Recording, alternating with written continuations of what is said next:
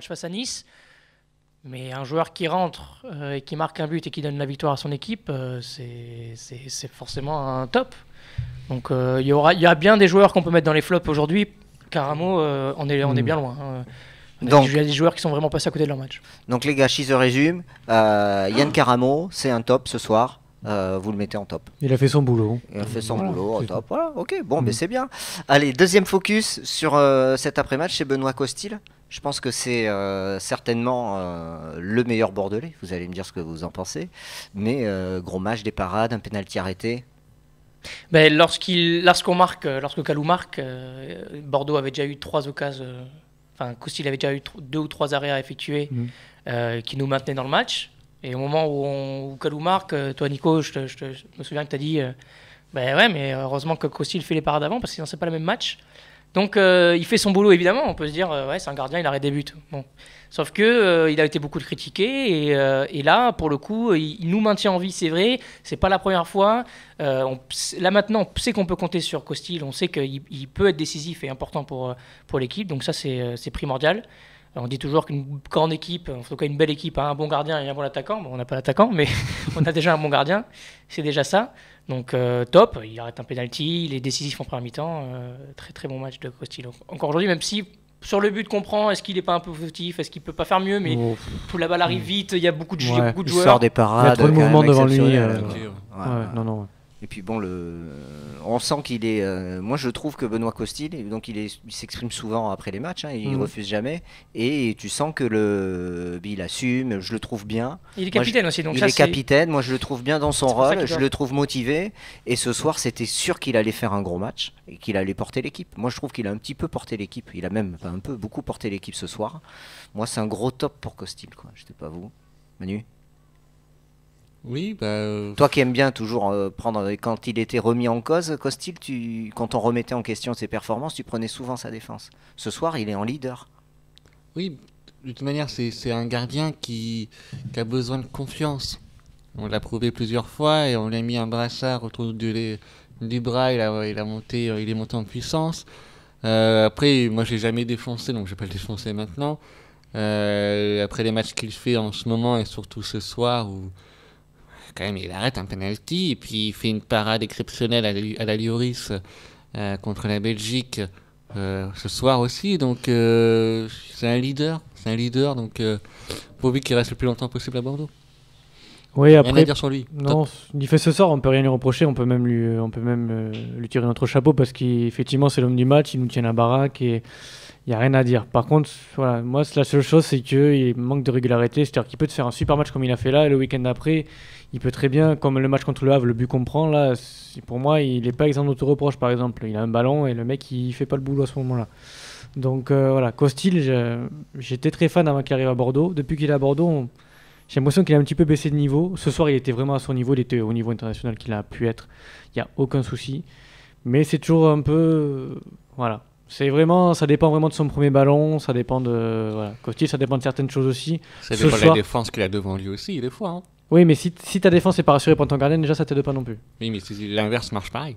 Ouais, mais ce soir, quand même, franchement, il fait un super match. Ah, mais ce soir, oui. Non, mais ce soir, il est en top, numéro 1, tout ce que tu veux. Ah, là, il n'y a aucun problème. Mais s'il pouvait être plus souvent comme ça nous arrangerait aussi. Est-ce que le club, ils se sont pas mis la pression là, parce qu'il fallait gagner à Angers, hein. Je pense que la victoire là, c'était impératif. Est-ce que la pression existe au Girondins de Bordeaux? Puis franchement, quand tu vois le match, non. J'ai pas eu l'impression que les mecs avaient une envie folle de tout renverser sur leur passage et de gagner. Angers, vraiment, quoi. Et j'ai même eu l'impression qu'à un moment donné, ils se disent bon, on peut pas gagner ce match, on va essayer de pas le perdre, quoi. Surtout et le 1 partout semblait vraiment être une bonne chose pour eux. Mais ils n'ont pas essayé de marquer un deuxième but en deuxième mi-temps. Si Caramo fait pas son rush de 45 mètres, on parle d'un 1 partout éventuellement. Ouais. On reparle de la compo d'équipe. Est-ce que c'était la bonne compo? Alors je vais la redonner. On avait Costil dans les buts, Palencia, Koundé, Jovanovic, Punje. Au milieu du terrain, Otavio, le ragueur, avec devant Briand qui joue en 10 en meneur de jeu derrière les 3 offensifs. Il y avait devant Cornelius, Depréville à gauche et à droite Kalou. Au final, Depréville a joué dans l'axe et c'est Briand qui a joué à gauche pratiquement tout le match. Hein, puisque sur le papier, au départ, effectivement, Briand était sous Cornelius. Et à un moment donné, ils ont interverti, ils ont un petit peu échangé les postes. Et c'est resté comme ça, et Briand a joué à gauche. Ouais. Ouais, sur la composition d'équipe, c'est facile d'en parler après le match, parce qu'on a vu qu'on s'est fait manger au milieu du terrain. Donc ça, c'était... il fallait peut-être rectifier un peu avant, un peu plus tôt. On faisait rentrer un troisième milieu de terrain, mais on pouvait tester. Briand est un des meilleurs joueurs des Girondins ces dernières semaines. C'est lui qui tient un peu la baraque devant. On s'est dit à l'associer à l'extérieur, parce que Cornelius, c'est un joueur apparemment qui joue qu'à l'extérieur. Donc on le met à l'extérieur. On va essayer de lui envoyer des grands ballons sur On va en Cornelius. parler de sa prestation après. Et Briand, Cornelius, ça aurait pu marcher. C'est des joueurs qui peuvent être complémentaires. Et au final, vu que Briand s'est mis sur le côté gauche et que Depréville est revenu dans l'axe, ça n'a pas forcément très bien marché. Et Cornelius, on va en parler après, a fait un non-match.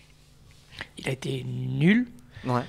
Je sais pas ce que vous en pensez. Non, la compo. Non, bon, la compo. Là, il y a des réactions sur Web Girondin. Il y a Chris33 qui nous met. Peut-on parler de Ricardo, compo d'équipe, remplacement de Kalou, le meilleur sur le terrain. On se fait bouger par Angers. Vraiment trop de joueurs moyens. Costil et Koundé avec Kalou et Otavio sauvent leur place. Le reste, c'est niveau proche de Ligue 2. Ça, c'est une réaction. Cornelius, le Ragueur, Nicolas Depréville, Briand avec Poungé, des flops. Avec Ricardo en tête. Voilà. Bon, beaucoup de messages sur Ricardo, sur son changement. On en parle du changement. Je vais en parler, 68e minute. Il sort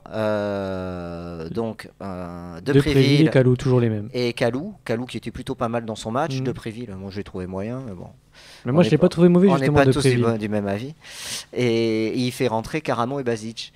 Et c'est vrai qu'on en a discuté tous ensemble quand il a fait ce changement. Moi j'ai pas compris. Et on m'a dit il veut stabiliser le milieu et enlever un attaquant parce qu'au milieu on prend l'eau. Et c'est vrai c'est Flo qui disait ça. C'est Florian qui disait ça. Et on prend les vagues.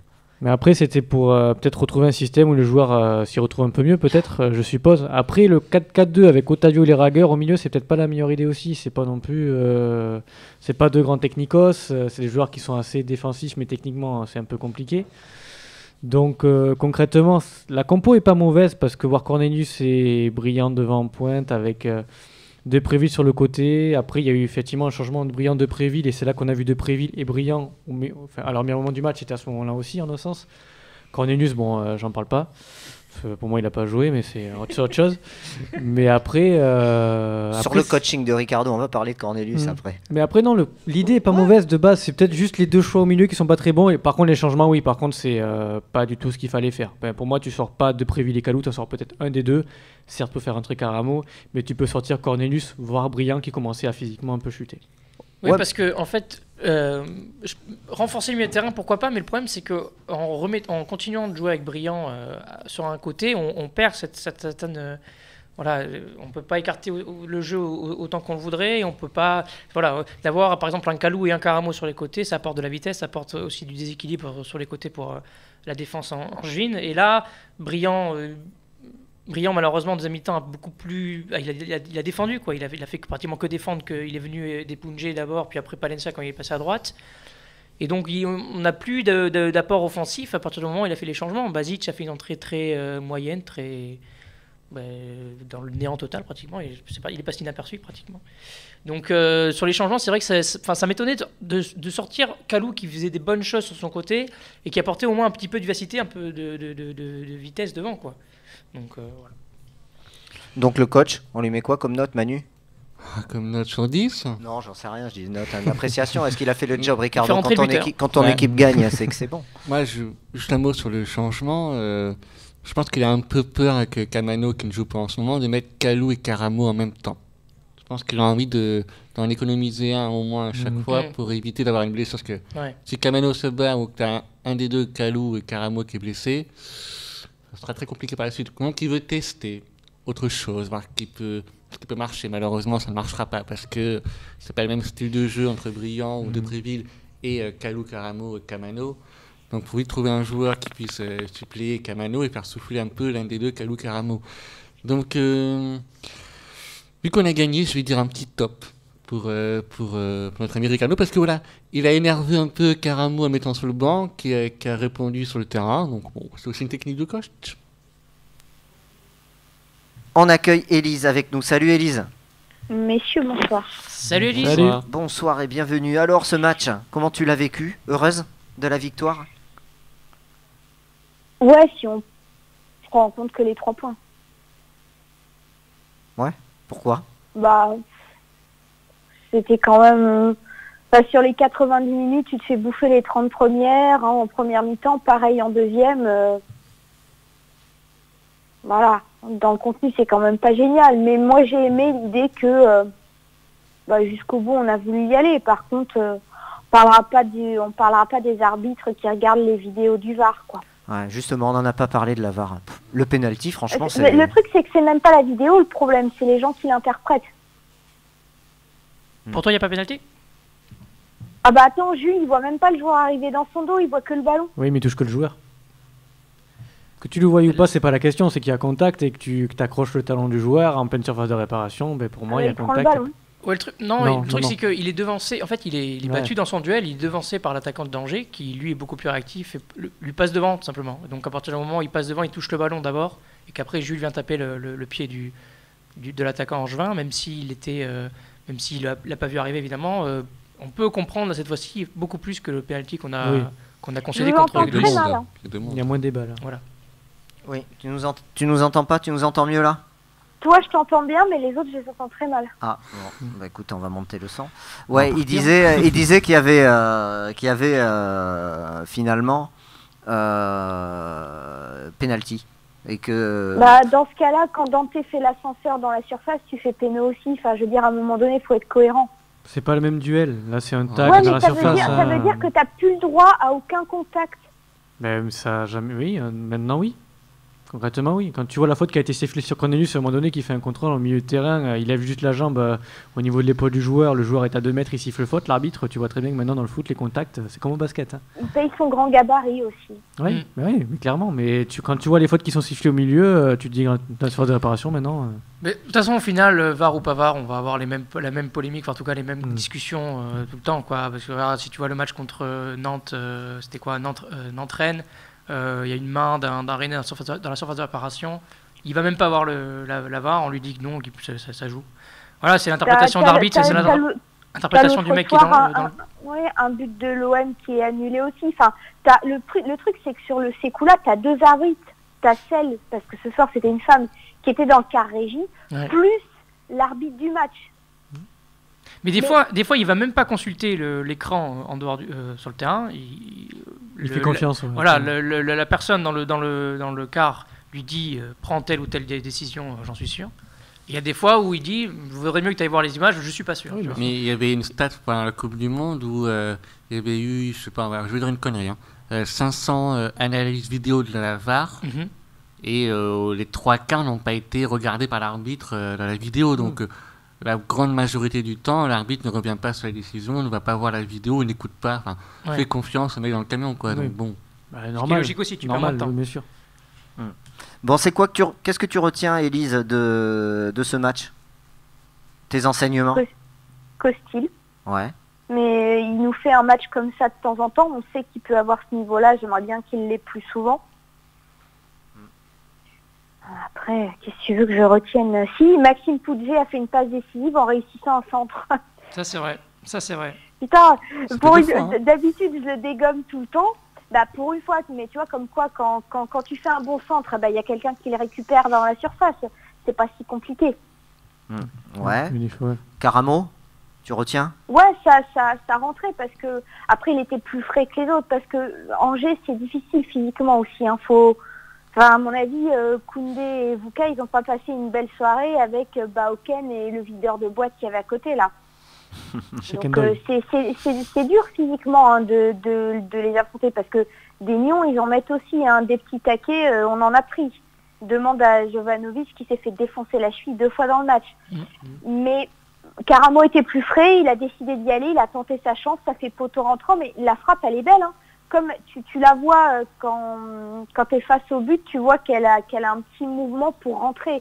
C'est pas pour rien qu'elle fait poteau rentrant, c'est parce qu'elle a un peu arrondi. Donc, écoute, on a gagné, c'était à l'arraché, ça fait 3 points plus Angers. Je sais même pas si on avait déjà gagné contre eux chez eux. Alors, Coupe de France. Ça devait faire très longtemps. Uniquement en Coupe de France. Ouais, mais en championnat, c'était jamais arrivé. Pas depuis. C'est un peu une bête noire. Exactement, ouais. On en a vu. Ça faisait très longtemps qu'ils n'avaient pas été menés aussi. Ouais. Mais après, c'est pas la première fois qu'ils se font punir. En début de saison, à un moment donné, ils menaient je crois, c'était contre Nîmes. Ils menaient 3-0, ils ont perdu 4-3. 3-1, ils menaient 3-1, je crois. Et puis ils étaient à 10. Nîmes était à 10. Contre Saint-Etienne aussi, il y a eu un match un peu fou. Au final, à l'arraché, Saint-Etienne finit par l'emporter. C'est pas nouveau pour eux de se prendre des buts en fin de match. Allez, j'ai une réaction toujours de Chris33 qui nous dit encore un exploit d'un ailier. On a frôlé la catastrophe. Toujours pas de numéro 9, d'un tueur. Déçu par le fond de jeu, mais on va prendre les 3 points. Finalement, il résume pas mal. C'est le sentiment de tout le monde. Au point où on en est, tu prends les points et voilà, vaut mieux mal jouer et prendre les points que bien jouer et perdre. Des déceptions. C'est des matchs en retard, voilà. Des déceptions ce soir ou pas? Tous, je vous pose la question. Est-ce qu'il y a des déceptions? Cornelius. Ouais, on a dit qu'on en parlerait. Cornelius et Palencia. Palencia, j'ai pas aimé. Super maladroit. Ouais, Cornelius, on peut s'arrêter sur lui. Il a fait des appels en profondeur quand il fallait pas. En fait, il joue à l'envers, en fait. Ouais. Dès qu'il faut donner sur il fait un contrôle. Dès qu'il faut faire un contrôle, il donne sur une, il adore l'adversaire. On a pris un target man qui est jamais dans la target. Enfin, qui est jamais dans la surface de réparation. Bon, ça, c'est pas que de sa faute non plus. Et c'est un joueur qui, normalement, devrait s'imposer par sa taille, par son gabarit. Et il ne fait que des fautes, tout le temps. Parce qu'il essaie de se faire de la place, etc. Mais au final, il commet faute sur faute, il est maladroit. Et ça devient... il marque contre Lyon et il marque contre le PSG. Et là, pour le coup, c'était un match à mettre en pointe brillant. Autant je critique qu'on joue avec brillant comme si on jouait avec Cornelius. Là, je trouve que ce soir, on a joué avec Cornelius comme si on jouait avec brillant en pointe. C'est quand même un monde, quand même. C'est fou. J'avais l'impression que Cornelius, il savait pas trop où se foutre. Ah oui, parce qu'on n'a pas joué la façon dont il aime qu'on joue avec lui. De Préville, Calou, ça faisait trop. Il savait pas où se mettre, il savait pas quoi faire. Il était paumé. T'avais les trois qui arrêtaient pas de changer de place et de tourner autour de lui. J'ai l'impression que le mec, il a eu un peu le tournis, qu'il savait pas quoi faire. Ouais, c'est ça. Après, c'est une question aussi d'intelligence. À un moment donné, ce mec, il sent rien avec le ballon. Dès qu'il a le ballon dans ses déplacements, à un moment donné, il y a une super situation en premier temps où il est hors jeu. Il fait juste un pas de moins, il serait pas hors jeu. Tu vois, il y a juste une question aussi d'intelligence. Quand tu vois que tu as un mec qui est tout seul qui part, le mec, au lieu de venir chercher le ballon, il part dans la profondeur, alors que lui, dans la profondeur, fait-moi rire, quoi. Enfin, ce mec, pour moi, je comprends pas comment il est footballeur professionnel, concrètement, il a rien. Enfin, pour moi, il serait super bon pivot au basket, quoi, c'est tout, quoi. C'est lui qu'on a en prêt, c'est Basique qu'on a acheté. Oui, c'est ça. Oui. C'est ça. Ouais, rassurez-moi. J'ai eu peur d'un coup. Oui. Caramo, Palencia et Cornelius sont des prêts. Et il y a une option d'achat uniquement sur Cornelius. Super. Voilà. Quelques réactions. On salue Gino, qui nous envoie un petit message. Gino. Bonne émission, les gars. Il nous dit un bel exploit de Caramo pour cacher encore une fois de plus nos faiblesses face à une équipe d'Angers qui a joué pour l'emporter. Ouais, c'est bien résumé, je trouve. Oui. Après Angers, j'ai pas. Cache la forêt. Ouais, mais après Angers, ça n'a pas été non plus hyper impressionnant. Il y a Machonneur qui revient sur le penalty. Vous en parliez tout à l'heure. Il nous dit le problème, c'est que c'est l'attaquant d'Angers qui fonce dans le pied du Bordelais, qui a aucun moment essayé de le toucher. Moi, je suis un peu de son avis. Non. Et de l'avis d'Élise. Il va pour prendre le ballon et l'attaquant d'Angers arrive derrière lui. S'ils mettent leurs pieds en même temps, forcément qu'à un moment donné, ça va se toucher. Mais jamais Jules a voulu faire une balayette dans la surface, il a juste voulu dégager le ballon. Non, mais tu veux jamais faire faute au départ quand tu fais une faute, hein. Je te rassure, Élise. C'est pas faute, il veut dégager le ballon. C'est pas de sa faute si derrière lui, il y a un mec qui arrive. Et il faut voir le plongeon, Valbuena l'aurait pas renié non plus. Hein. Ouais, moi, je suis d'accord. Je suis désolée, mais quand tu revois les images, c'est quand même assez grossier. Ouais. Qu'il ait pris un coup, je veux bien, mais qu'il en arrive à chuter comme ça. Salut Florian qui nous rejoint. Salut Flo. Salut Nico, salut à tous. Mais n'empêche, et on devrait le faire un peu plus parce que l'autre jour, je crois que c'était contre Nice, Calou à un moment donné, il s'est crocheté tout ça, le mec il tombe pas, il essaie de récupérer le ballon. Pourquoi les nôtres ils tombent pas? Peut-être parce que Malcolm a pris 2 matchs fermes, je sais pas. Ouais, peut-être, ouais. Mais apparemment tomber ça marche, parce que je vous rappelle qu'à la mi-temps, le mec de Nice dit il me touche, je tombe. Ah bon? Ah oui, à la mi-temps il dit ça. Ouais. D'accord. Ah ouais, bon. Flo, ce match, qu'est-ce que tu retiens? Donc là, on a fait le débrief. On retient que les 3 points, nous, a priori, sur le plateau. Je pense qu'au-delà de ça, il faut retenir ce type de match-là que tu vas avoir, je pense, fin janvier en Coupe de la Ligue contre Strasbourg. Je pense que c'est un match forgeur pour ce match-là, pour cette demi-finale-là, dans le sens où tu vas avoir une équipe qui va te prendre à la gorge, on va dire 90% du temps, Et c'est ce que tu as eu un peu ce soir où tu as globalement subi. Mais je pense qu'aussi Angers n'a cessé aussi d'être très agressif sur de nombreux duels. D'ailleurs, Jovanovic a pris 2-3 tampons où il y a eu des fautes. Et, merci Flo. Oui, non, mais il faut le signaler. Il a pris quand même pas mal de tampons, etc. Et même des fautes. Je pense à celle de Sheikh Ndoye juste en première mi-temps, si je dis pas de bêtises. Donc, Ken aussi, il a pas mal secoué. Donc voilà. Donc non, après, moi je pense honnêtement que ça peut servir parce que c'est dans le sens où voilà, tel un roseau, tu plies mais tu romps pas. Et du coup, je pense que ça peut vraiment servir parce que, je le répète encore, il y aura deux déplacements à Strasbourg qui seront pas simples en fin janvier, notamment celui qui, je pense, nous intéresse tous, c'est quand même ce demi-finale de Coupe de la Ligue. Et je pense qu'on aura à peu près le même type de match. Et peut-être un peu plus parce que le public de Strasbourg va énormément pousser et ça sera vraiment un match très compliqué. Donc moi je pense que ça sera un peu dans le mimétisme, ça sera à peu près le même type de et l'équipe de Strasbourg est largement meilleure qu'Angers. Oui, non, mais c'est pour ça. Mais je te dis, tu vas avoir une équipe qui va être agressive, qui va se projeter très vite vers l'avant. Moi, honnêtement, j'ai des doutes sur ce match-là. Après, c'est vrai que, globalement, depuis qu'ils sont de retour en Ligue 1, ils nous ont toujours battus chez nous. Et la seule fois où tu as réussi à les battre, c'est chez eux 2-0 la saison dernière avec un but de Gaëtan Laborde et je sais plus qui marque aussi. Un but de Sankaré contre. Et un but de Sankaré, voilà, contre. Je me rappelais d'un but un peu bizarre, c'est vrai. Donc voilà. Moi, je pense que ça va nous servir pour ce match-là. Et puis, voilà, tu reprends, tu as repris le 2 janvier, etc. On va pas trouver des excuses pour les uns et pour les autres. Mais bon, c'est vrai que depuis 2019, tu as des matchs vraiment pas simples du tout. Contre le Havre, tu fais aller une belle demi-heure. Après, tu n'arrives pas à marquer. Et le deuxième, c'était du néant total. C'était pas un match de football. Et après, finalement, c'est ça le paradoxe aussi, c'est que contre Nice, tu fais quand même, moi j'estime une partie assez intéressante, etc. Tu as des occasions, tu n'arrives pas à marquer encore, mais tu fais quand même une toute autre partie par rapport à ce que tu as proposé ce soir à Angers. Mais faut pas oublier qu'on a commencé très tôt aussi. Oui, voilà. Qu'avec les matchs en retard, on va pas mal enchaîner. On a commencé fin juillet, alors même si on est éliminé de la Coupe d'Europe, on a plus de matchs que les autres dans les pattes. Là, on va cumuler parce que on va jouer Marseille, on va aller à Paris, on va jouer Strasbourg 2 fois. Alors après, Strasbourg, c'est une équipe. L'avantage, c'est qu'ils prennent beaucoup de buts aussi.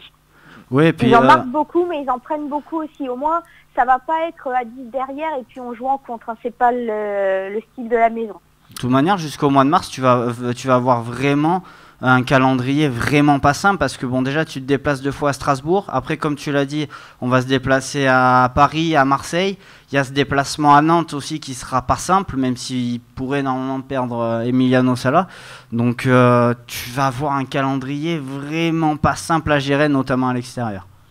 Donc c'est pour ça que même si c'est vilain, tu les prends ces 3 points sur un match en retard, bien sûr. Peu importe la manière, revenir emporter la victoire à la 92e après un match pareil, psychologiquement, ça peut te faire que du bien, même si le contenu est pas beau. Bordeaux, qui occupe la 11e place de Ligue 1 ce soir avec 19 matchs et 25 points. Le 10e Stade de Reims est à 27 points. L'Olympique de Marseille, qui a un match de moins que nous, est à 28 points. Nice, 8e, 29 points. Rennes, 7e, 29 points. Strasbourg, 6e, 29 points. Montpellier, 5e, 31 points. Et Saint-Etienne, 4e, 33 points. Qui est le premier et déjà le PSG premier, 50 points. Je m'arrête à la 4e place. Et ça fait mal quand tu le dis comme ça. Hein. Ouais, c'est ça. Donc, est-ce que c'est jouable d'aller chercher la 4e place, Saint-Etienne ? Saint-Etienne qui compte le même nombre de matchs que nous. Non. Pourquoi ? Non. T'as vu comment on joue ? Non, est-ce que c'est jouable ? Non, d'accord, ouais, parce qu'on joue pas. Mais quand tu vois que Marseille, qui est censé être plus mauvais que nous, est quand même encore devant nous. Ouais. Ce que je veux dire, ça fait 2 mois que tout le monde critique Marseille, ils sont toujours devant nous, donc à un moment donné, t'as aucune régularité dans tes résultats. Prochain match, juste pour refaire, on en parlera, on fera l'avant-match tout à l'heure, c'est face à Dijon. Match pourra être décalé au dimanche. C'est ce qui est pressenti. Et là, il faut gagner parce que Dijon est mal placé. Ils viennent de tweeter dimanche le club. Si on gagne ce match... Dijon, c'est pas très beau à voir en ce moment. On verra au niveau de la préfecture de Gironde, mais le match ne se jouera. Par contre, il y a une certitude à 90% que le match ne se jouera pas samedi. Ça, il faut être clair. Il y a un acte 10 de je ne sais plus quoi, donc ça va être pas simple. Ouais, Flo, tu voulais rajouter quelque chose sur la possibilité d'aller titiller la 4e place? C'est impossible. Non, mais bon, c'était juste Jonathan qui disait que bon, voilà, c'est vrai que Marseille est 7e avec et pourtant est très décrié depuis le début de la saison. Mais c'est vrai que cette Ligue 1 cette saison, il faut le dire, est quand même relativement. Bon, on le dit chaque année, mais là cette année, elle est vraiment très très très bizarre, quoi. Donc entre les uns qui se battent pour se maintenir et les autres qui n'arrivent pas à gagner et que finalement tu te retrouves à quoi à 6 points de la 5e place. En fait, tout reste envisageable dans le sens où si tu fais une deuxième partie de saison comme tu l'as fait les 2 années précédentes, tout est possible, quoi. Je veux dire, qui à cette étape pensait que Bordeaux allait finir européen la saison dernière au finish? Personne. Je veux dire, quand on voit la saison qu'on a fait, c'était impossible. Donc là, il y a vraiment la possibilité de revoir quelque chose et terminer peut-être encore 5-6e. Mais bon, voilà, là, on va le rappeler, cette 6e place ne sera pas européenne. Donc, c'est-à-dire aller chercher un cran au-dessus et donc, du coup, ça sera la 5e place. Va gagner la Coupe de la Ligue. Hein. Bah oui, après, ça doit être ça ton objectif. Après, ce qu'il faut voir, c'est regarde qui il y a devant nous et regarde qui peut éventuellement s'effondrer. Regarde Montpellier qui était pleine bourre en début de saison, comment ça commence à devenir difficile pour eux. Saint-Étienne, on sait que généralement, on finit toujours par les doubler en fin de saison. Faut voir aussi qui va pouvoir tenir le rythme. On est les champions des deuxièmes parties de saison canon pendant que tout le monde fait la gueule. Donc, par contre, je vois pas Lille s'écrouler. Non, mais attention, par contre, pour moi, là, même si tu arrives à aller jusqu'en finale, ce n'est pas acquis directement, parce que si tu affrontes une équipe comme l'AS Monaco, qui quand même se renforce depuis un petit bout de temps, et là, s'il commence à bien repartir, entre Naldo derrière, Cesc Fabregas... Ah non, mais Flo, je dis pas que c'est acquis, je dis juste qu'au niveau... Ça peut être ton objectif de fin de saison. Ah oui, non, mais clairement, ça va être ça. Quelque chose, c'est là-dessus. Bien sûr, mais ça va pas être ça. Ton objectif, ça doit être ça, parce que ça peut te sauver ta saison, entre guillemets. Même si la Coupe de la Ligue, ça reste la Coupe de la Ligue, mais ces 4 matchs... Ça, je comprends pas trop ce raisonnement, ça faudra qu'on m'explique un jour. C'est qu'en fait, je la trouve moins belle, parce que la Coupe de France, c'est un vrai parcours. T'as plein de matchs, mais on est content de la gagner. La saison, mais... c'est qu'en fait je préfère la coupe. Je trouve la Coupe de la France plus jolie, plus historique. La Coupe de la Ligue, on sait dans quelles conditions elle a été créée et pourquoi, mais ça fait toujours un titre et ça fait toujours un trophée de plus dans le placard, hein, on crachera pas dessus, hein. Moi sur le passé récent des Girondins de Bordeaux, j'ai beaucoup plus eu d'émotion vraiment avec la Coupe de la Ligue qu'avec la Coupe de France, hein. Je suis désolé, hein. Enfin, je veux dire, 2007 et le reste, donc 2002. Voilà. Je parlais 2002 aussi, ouais. Oui, Élise. Je parlais d'esthétique de la coupe aussi. Ah oui, ça... Ah d'accord. Tu vas pas la soulever, donc c'est pas très grave l'esthétique, je crois. Ah ouais, laisse-moi rêver, dans mes rêves, je la soulève. Pour conclure là sur le débrief, à moins que vous souhaitiez ajouter quelque chose, Jacques Gaudin qui nous dit Palencia, Koundé, Jovanovic, Punje, Le Rager, Otavio, Kalou, 7 joueurs qui sont en dessous des 25 ans, voire proche des 20 ans. L'effectif est trop jeune et trop tendre pour jouer dans le top 5. Après l'égalisation d'Angers, on avait plus le ballon. Les joueurs clairsemés sur le terrain. Il faut 2-3 bons joueurs pour encadrer tous ces jeunes. Moi, je juste Lille, ils sont pas plus vieux que nous, hein. Il leur a fallu une saison pour prendre de l'expérience. Mais l'an dernier, ils sont pas passés loin de la correctionnelle, Lille, hein. Et il y avait pratiquement que des jeunes. Après, ils ont fait venir. Oui, voilà, ils ont mis une saison à se mettre au niveau, mais maintenant ils sont bien. Par contre, Koundé, je trouve qu'il est mieux qu'en début de saison. Ouais, mais parce que déjà il est pas de l'autre côté au niveau de la défense centrale. Moi j'ai juste 2 points à souligner ce soir. ça reste quand même aussi le coaching, parce que repasser avec 3 milieux, ça a quand même un petit peu aidé, parce qu'à un moment donné, tu prenais l'eau surtout dans cette position du terrain. Et deuxièmement, c'est quand même aussi le but de Karamo, qui préfère aller chercher le premier poteau qu'aller chercher un intérieur second poteau. Dans le sens, si on regarde bien au niveau du ralenti, on voit très bien que Ludovic Butel anticipe la frappe au deuxième. Donc du coup, il prend ses appuis pour aller la sortir. Et du fait qu'il tire au premier, il est complètement déstabilisé. Et après, il sait plus quoi faire parce qu'il est prêt à contre-pied. Parce qu'on est tellement habitué à Bordeaux d'avoir les Karamo, Kalou, Kamano faire la même chose que Karamo et frapper, enrouler deuxième poteau, que forcément Butel va se dire oh, on va comme d'habitude, ils vont partir de l'autre côté, lui qu'un opposé, donc c'était préparé. Et Karamo a cette intelligence de changer de direction et voilà. Donc, ça veut dire qu'il apprend. Après, il a la chance, entre guillemets, que Bangba recule. Et il le laisse avancer, il le laisse se recentrer, mais ça veut dire qu'il apprend et qu'il a compris qu'il fallait qu'il se renouvelle, parce que plusieurs fois dans les derniers matchs, il a tenté, on va appeler ça la spéciale triple K, quoi. Ils tentent tous la même chose, ils se remettent sur leur bon pied, ils enroulent. Et bah là, il a changé et ça a marché. Donc c'est bien, ça veut dire qu'il progresse aussi. Allez, on attaque